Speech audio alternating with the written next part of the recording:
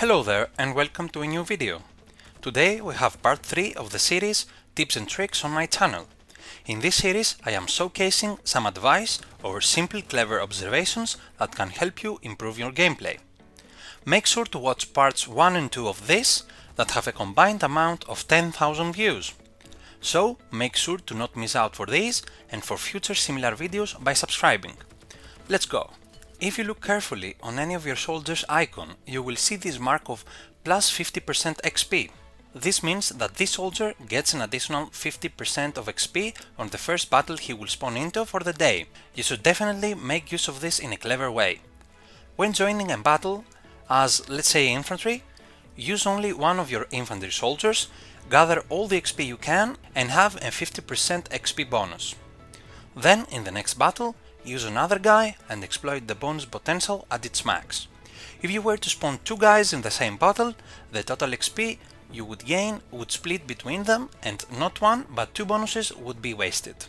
When attacking a city by two or more lines that open up to a specific major point, it's a clever idea to bypass in between points of your line to attack the major point. If the major point has opened up by only one line, you can attack it without having control of your whole line. For example, here we're attacking O1 and I am on D line. Players of my line could help cap O1 even if D3 wasn't under our control, and people from E line could do the same without having the control of E3. This applies to all FPS games, but make sure to keybind the movements on your hotbar. Pick something easy for you.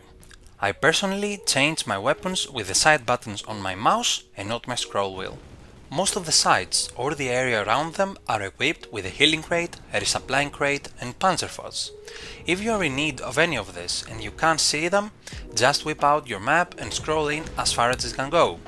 This way you will know where anything you need is, and using this arrow that shows your position and your direction, you will be able to move towards it.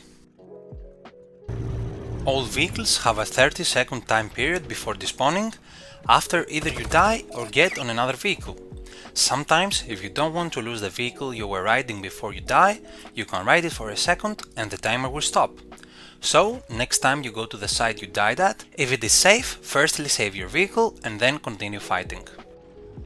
One of the most effective ways to return some high RPM bullets at an enemy in a distance or a vehicle harassing you is through your mounted M1919 or the 50 caliber M2 on your vehicles.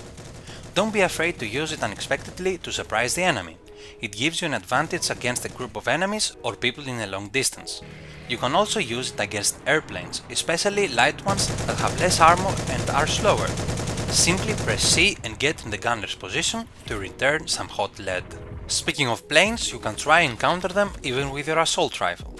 High caliber assault rifles can shoot many bullets at a plane and easily penetrate its armor and even destroying its components. A clever trick to get easy plane kills through your gun is to do even slight damage to it before it crashes or is already smoking. If you were the last to do even a little damage before it kisses a tree, you are awarded a kill. Also, smoking light planes are a clip or two away from catching fire and giving you juicy XP. If it happens to spawn a teammate's ABC at the same time as the driver, you should hurry and get off at the same time as him. This is important because every time the driver spawns in his ABC, it starts up, something that does not happen when passengers do. If you stay after the driver though, the engine noise continues until everyone gets off, so if you just chill in it, there's a chance you will be heard by the enemies. This, in my opinion, is the best vehicle combo to have on an infantry player. You of course need an agile bike to swerve through enemies and be as less of a target as you can, so I don't recommend the bike with a sidecar. For that you have your classic car that can carry up to 7 people, a crate and mounted gun. The regular car can successfully go off-road but can't go on water. For this you must have an amphibious vehicle that can help you cross rivers from unsuspecting areas and that is also relatively fast on land. Lastly, you ought to have an NPC, preferably an armored one, to provide your team with a mobile spawn point anywhere on the map. By far one of my favorite features that I have discovered is one that I call autopilot. What this is a way of constantly having an action being performed by your soldier without you pressing anything.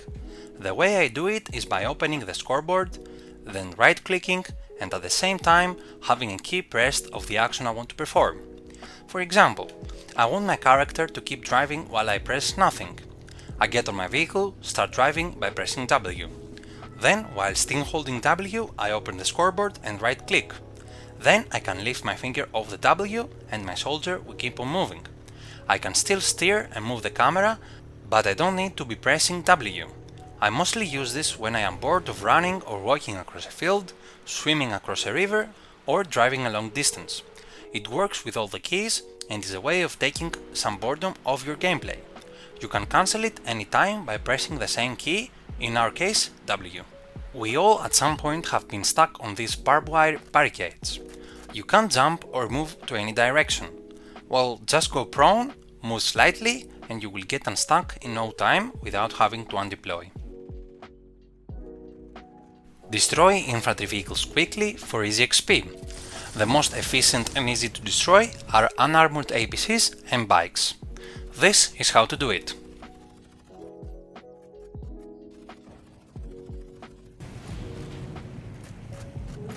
Don't skip after your death. Unless there is no time and you need to go somewhere fast, it's a great idea to watch the whole scene shown after your death. It can provide you with vital information on enemies' positions and movement.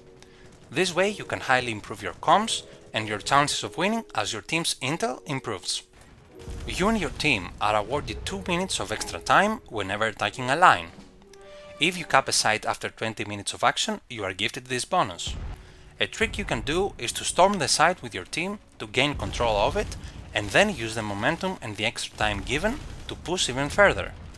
On the other hand, you should not allow the other team to obtain it by being extra prepared and playing smart. If you are ever capping a site and another point or line needs help, you can start undeploying before the camp ends. You should time it correctly so you are able to assist somewhere else pretty quickly. This should be done only if enemies don't apply much pressure on the site and your team doesn't need help defending it. These kind of walls can be destroyed by shooting at them, blowing them up, or even by punching this part here. Use grenade smoke to help you pick.